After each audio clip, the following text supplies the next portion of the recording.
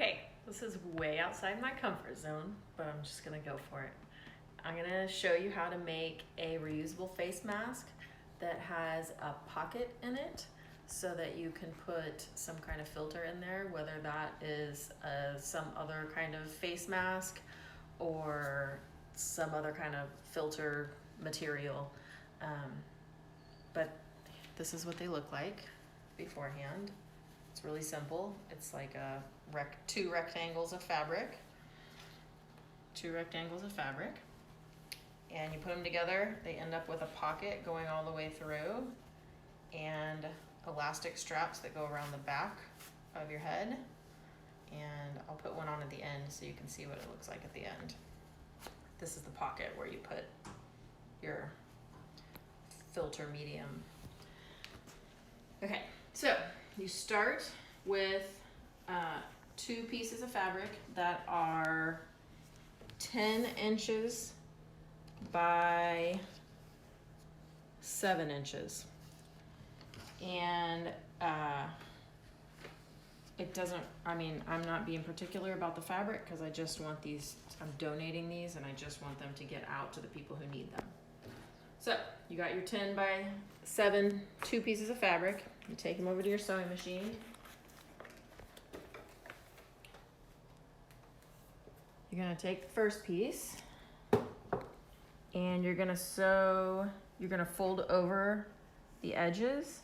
You're gonna make a pretty deep hem here. I'm just finger pressing it to kind of fold it over because I don't like to iron.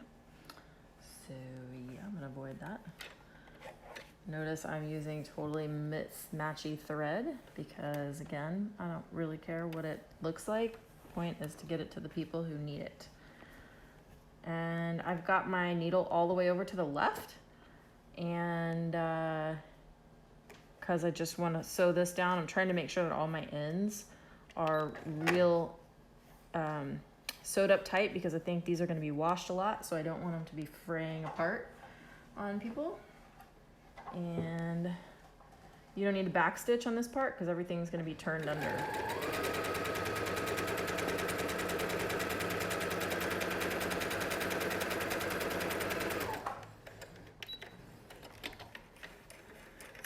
These sew up super fast, super easy, not a difficult project. Great project for kids, beginner sewers, anybody. It's not, this doesn't have to be super precise. Again, all the way over to the left of this seam here.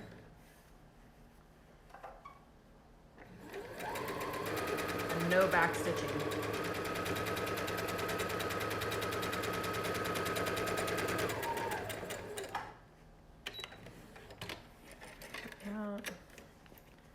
I like to cut off all my little dangly ends kind of as I go, so they won't be sticking out and tickling somebody's face while they're wearing this. That's kind of the last thing you want. And let's see. Now you're gonna take your other piece. Now this part is super counterintuitive. You're gonna put the backs together. So this is a front side of the fabric. This is a front side of the fabric. This is the back of the mask, the part that goes up against your face. This is the part that's gonna be on the outside. So first, I just kind of line them up so they're, move these things out of the way. Didn't clean my workspace first. Just move them. Line them up so it's like kind of even over here and kind of even over here, straight across the top. Again, it doesn't have to be super exact, just pretty close. And you're gonna sew this seam first, and we're gonna do it really close to the edge. Like if you can see the center of that bike tire, we're gonna go right about there. So what I'm gonna do on my machine, because this is an option, is move my needle over farther to the right. And so it's probably like, I don't know, 1/4 of an inch in from the edge. Again, we don't need a we don't need a back stitch on this because it's going to be folded over and sewn over in other ways. So just straight across. Real shallow seam there.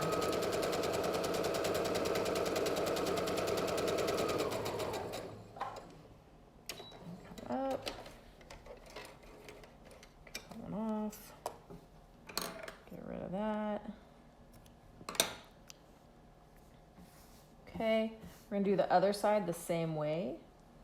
So basically what we're doing here is we're making it so that all of our seams, when we're done here, will end up being completely closed. Same kind of seam, really shallow, maybe about 1/4 of an inch from the edge, just like the other one. Straight across, no back stitching necessary.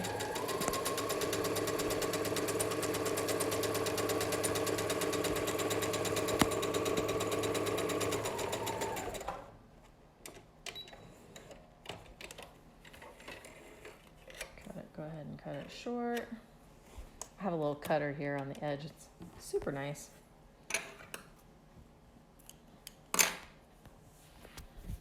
Okay. Now we're gonna flip it inside out. I know this sounds crazy, but this is how you're gonna hide your seams. This is just the easiest way to do this without having to fold and fold big chunks of thick fabric.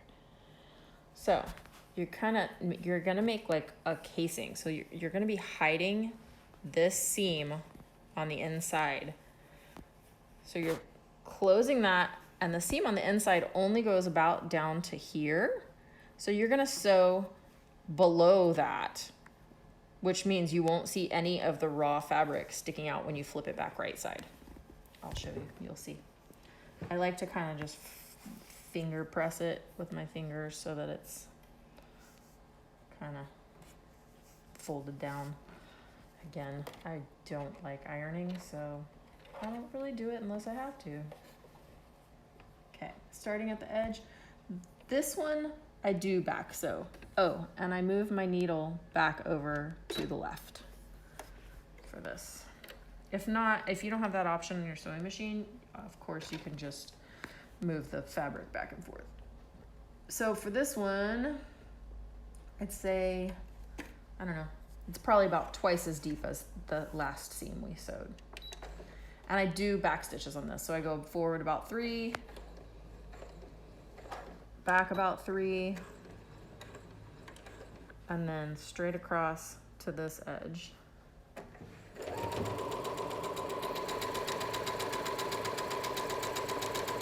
You probably noticed I also don't like to use, oops, hang on.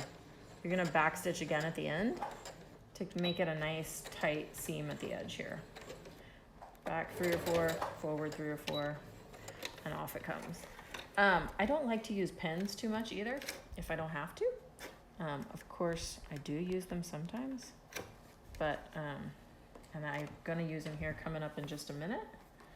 Oh, cutter didn't work very good that time.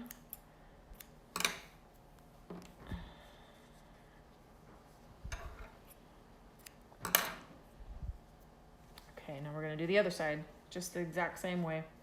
Just kind of finger press it down, kind of roll that edge so that it gets nice and tight in there so it gets tucked away. And here we go again, about twice as deep. See how deep that is? And here we go, a couple of back stitches to start with. Backwards to lock the stitches in.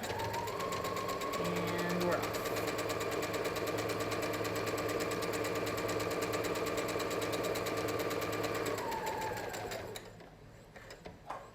And back stitches again at the end. All locked up tight. Let's see if I can make the cutter work better. There. Now, we flip it back right side out, and you'll see all of our seams are nice and closed up. So it can be washed a bunch of times. It's not gonna fray out anywhere. It's not gonna fall apart. will last, hopefully, for a long time. See? No seams sticking out. I mean, no edges, sorry, no raw edges. Except for these here and these here, and we're gonna deal with those right now. This is the trickiest part. You need about 20 inches of this, I don't know, like string-like elastic. And I like to keep it long and cut it afterwards because it's a lot more fiddly to work with if you cut it beforehand. If you do cut it beforehand, I like to take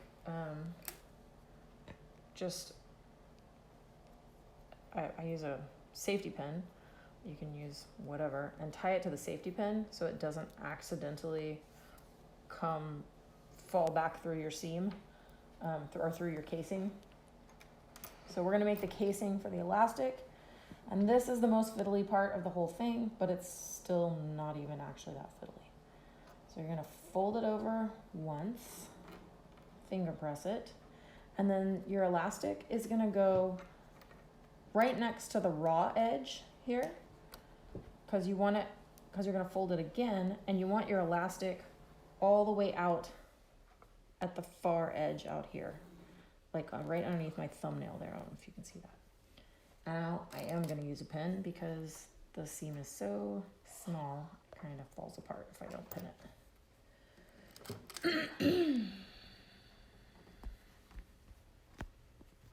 Okay, I still have my safety pin on here because I don't want to see if I accidentally pull, it's not going to come out. Okay, now you've got your needle all the way over to the left on this one because you're going to go right down the very edge of this so that you have a big enough casing for that elastic to move and cinch around in there.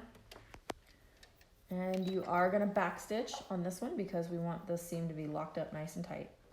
So we go 4 to 2 or 3, 4, back, 3 or 4, 2, 3, 4, whatever. And then we're off. Hopefully your machine moves. Right down that very far left edge, pulling your needles out as you get to them. I know some people sew over them, but that freaks me out. And then all the way down and back stitches to lock it in. And forward. Take it out. Cut it off. I compulsively cut my ends off. And now you take this other end and you just kind of loop it around and do the same thing. So you're gonna fold this over.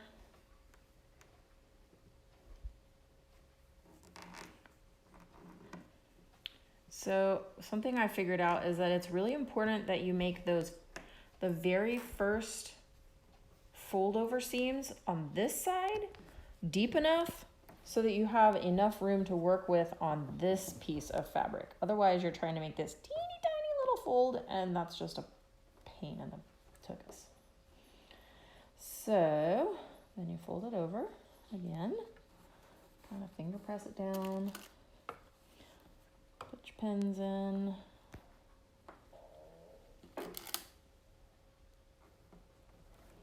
and, oops, didn't get it in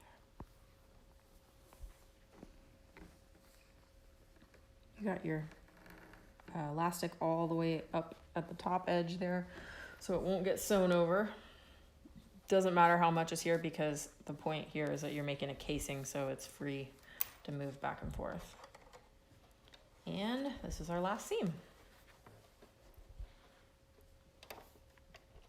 Needle all the way to the left. You're gonna sew right down the very edge of that casing. A couple of back stitches to start. And we're off. The last seam here.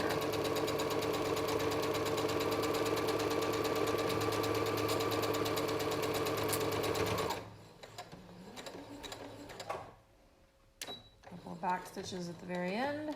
Hold it all in tight because we don't want it to fall apart on anybody. These to last for a long time. And we're all cleaned up here. And now you can take this thing back off. So it's really just to keep it from slipping through your casing, which would be really, really awful because this is a teeny tiny little casing here. Okay, now your elastic is supposed to be 20 inches, right? So this is like way longer than 20 inches. So here's how I do this. I fold it over, pull this way, pull it back out, and I get a ruler. And this is like the worst ruler in the history of time. I think one of my kids won it from the grocery store one summer or something. But, so I don't know if you can actually see, but what I'm doing is it's folded over and I'm measuring it out to roughly 10 inches from this end to the looped, the folded over loop end over here. And then I'm gonna cut this end here. And now your elastic is about 20 inches long. You tie a square knot so it won't come apart. And I try not to make the ends too awful short because that would be lame if it fell apart. Pull it tight and then you kind of work the knot down inside the casing so the knot's just hidden. And then you just pull it in. See if I can get it to go in.